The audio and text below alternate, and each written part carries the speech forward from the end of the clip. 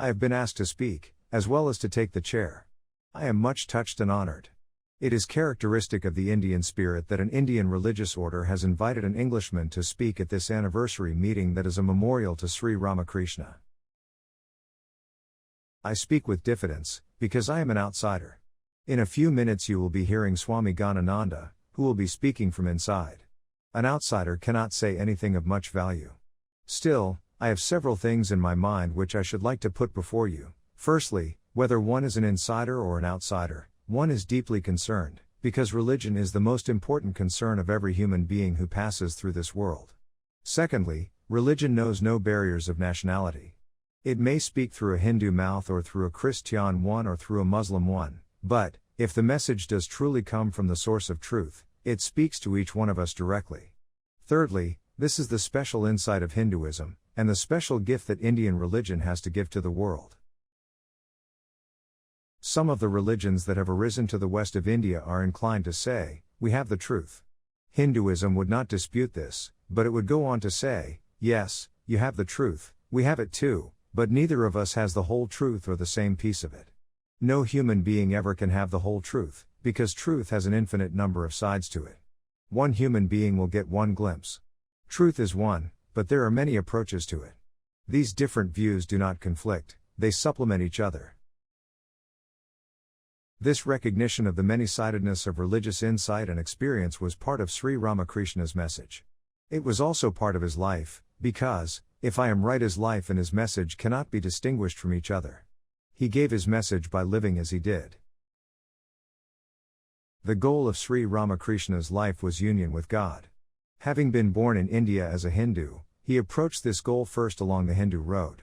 Later, he approached it along the Muslim road and then along the Christian road as well. But all the time he was also a Hindu. A Muslim or a Christian might say, you can't do that. You can't take our road unless you give up all others, because ours is the only right one. A Hindu will say, I can take all these roads and many more, because they are not mutually exclusive. On this point, I myself believe that Hinduism has seen further into the truth than the Western religions have. I also believe that this Indian understanding of the truth is of supreme significance and value for the human race today. Of course, it always has been, and always will be, right and good that we should appreciate and value other people's glimpses of truth as well as our own, but this is particularly important today, when the peoples of the world are facing each other at close quarters, armed with fearful weapons.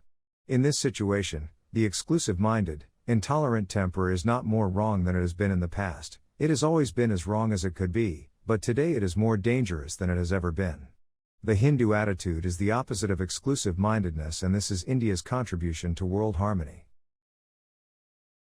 Sri Ramakrishna was in this world for half a century, 1836 to 1886. Look up one of the conventional histories of India dealing with those years. You may not find the name Sri Ramakrishna in the index. You will find a lot about war and politics, the establishment of British rule over India, the Indian Mutiny. You will find something about economics, the digging of irrigation canals, the building of roads and railways. Now open a life of Sri Ramakrishna. Fortunately, he had a disciple who did for him what Boswell did for Dr. Johnson. This book is a very full record of his conversations, with a great deal too about his religious experiences, recorded at first hand by an eyewitness. You will find that this book, it is called the Gospel of Sri Ramakrishna, mentions none of the things that fill the conventional history books about India in those same 50 years. Sri Ramakrishna was born and brought up in a village in Bengal. He spent most of his life in a temple on the bank of the Ganges, only a few miles away from Calcutta. Outwardly, his life might seem uneventful. Yet in its own field, the field of religion, his life was more active, and more effective, than the lives of his contemporaries, Indian and English, who were building the future work of modern India in Sri Ramakrishna's lifetime. Perhaps Sri Ramakrishna's life was even more modern than theirs, in the sense that his work may have a still greater future than their work may be going to have. Sri Ramakrishna's action was communion with God. It drew to him people of all ages, and a group of his younger disciples, headed by Swami Vivekananda, became the first members of the religious order that is holding this meeting here tonight. If I am right, Sri Ramakrishna himself did not found his order in any formal way. You might say that it founded itself after his death through the continuing effect of his life on disciples who had lived with him during his later years. There can be few people alive today who are old enough to have known Sri Ramakrishna personally. Most of us today can know him only at second hand, in the way we know, say, Socrates or the Buddha or Christ or Muhammad. But we can measure his spiritual power, like theirs, indirectly by seeing the force and impetus of the religious movement which he set in motion. One last word: Indian ideals and Western ideals are not mutually exclusive. There is room for them both, and need for them both. Put them together, and they will be able, between them, to do great things for humanity. Him if they have Sri Ramakrishna's own words.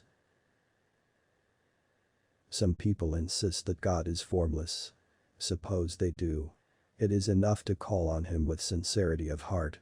If the devotee is sincere, then God, who is the inner guide of all, will certainly reveal to the devotee his true nature. But it is not good to say that what we ourselves think of God is the only truth and what others think is false, that because we think of God as formless, therefore he is formless and cannot have any form, that because we think of God as having form, therefore he has form and cannot be formless. Can a man really fathom God's nature? I see people who talk about religion constantly quarreling with one another. Hindus, Muslims, Brahmos, Shaktas, Vaishnavas, Saivas, all quarrel with one another. They haven't the intelligence to understand that he who is called Krishna is also Siva and the primal Shakti, and that it is he, again, who is called Jesus and Allah. There is only one Rama and he has 1,000 names. Truth is one, only it is called by different names. All people are seeking the same truth, the variance is due to climate, temperament, and name. A lake has many ghats. From one ghat the Hindus take water in jars and call it jal.